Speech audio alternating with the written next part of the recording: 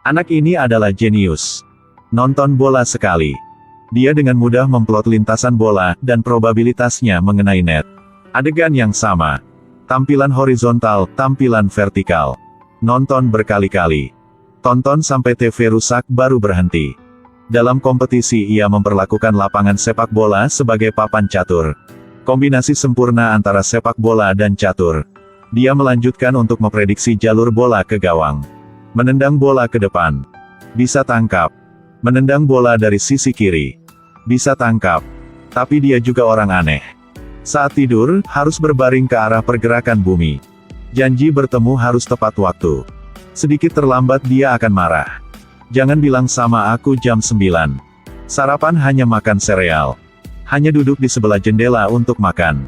Tetap menunduk saat berjalan dan tidak pernah melihat orang lain. Orang asing bertanya padanya. Dia akan menjawab.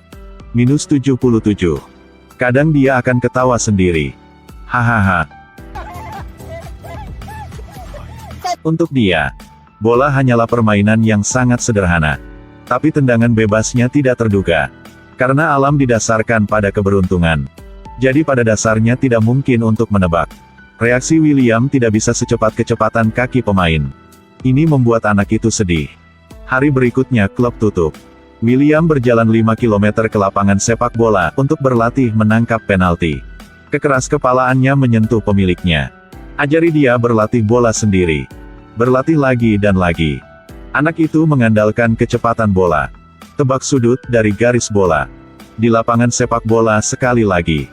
Pemain tendangan bebas.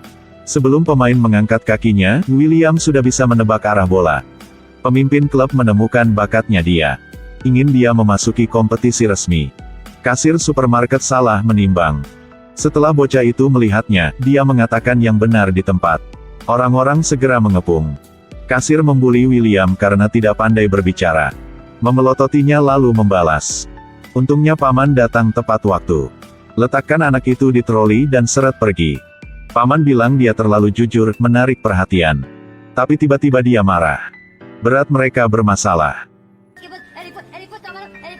William autis. Juga seorang jenius. Di lapangan sepak bola, dapat memprediksi lintasan bola. Tidak peduli seberapa sulit itu. Dia masih bisa menangkap bola. Karena autisme. Dia harus disetujui oleh dokter untuk berpartisipasi dalam kompetisi. Paman khawatir diagnosisnya tidak baik. Akan mempengaruhi William. Tapi dia tidak peduli. Dia sangat santai. Dan hasil ketika ketemu dengan dokter. Dia sangat gugup terus-menerus melihat jam tangannya. Mulut berulang kali mengatakan 77. Dokter memanggil pamannya. Mengatakan bahwa situasi anak itu sulit untuk dihadapi. William masih tidak tahu apa-apa. Pertama dia meniru patung itu. Lalu keluar taman. Posisi catur di papan menarik perhatiannya. Tanpa banyak berpikir pergi ke ruang kerja. Dia mengatakan pada semua bagaimana menyelesaikan catur. Dokter terdengar sangat menarik. Segera ingin bermain catur dengan William. Dia dan William bermain catur. Sayangnya William masih kalah. Anak beruntung melalui peringkat. Tapi dia tidak senang karena kalah main catur. Tapi tidak menjadi gila seperti dulu lagi. Kemudian mereka membeli peralatan. William memilih pakaian sepak bola yang dia suka.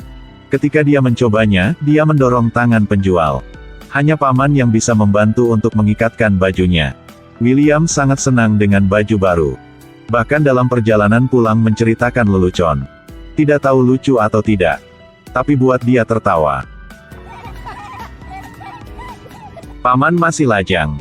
Karena ibu dia sakit. Jadi dia merawat ponakannya. Dalam 2 minggu kamu akan dibawa ke sanatorium. Dia juga harus pergi ke luar negeri untuk pelatihan. Melalui waktu hidup bersama. William dari perlawanan di awal. Perlahan menjadi terbiasa. Pada akhirnya tergantung pada. Tapi saat dia tahu paman akan pergi. William pada dasarnya tidak dapat diterima. Dia membuka hatinya untuk menerima orang yang dicintainya. Kemudian paman hendak pergi. Pintu hatinya tertutup kembali, dia menolak untuk bermain. Anggota keluarga datang dan pergi sendiri. Bawa dia ke sanatorium. Tim tanpa William sangat membosankan. Semua orang sangat merindukannya.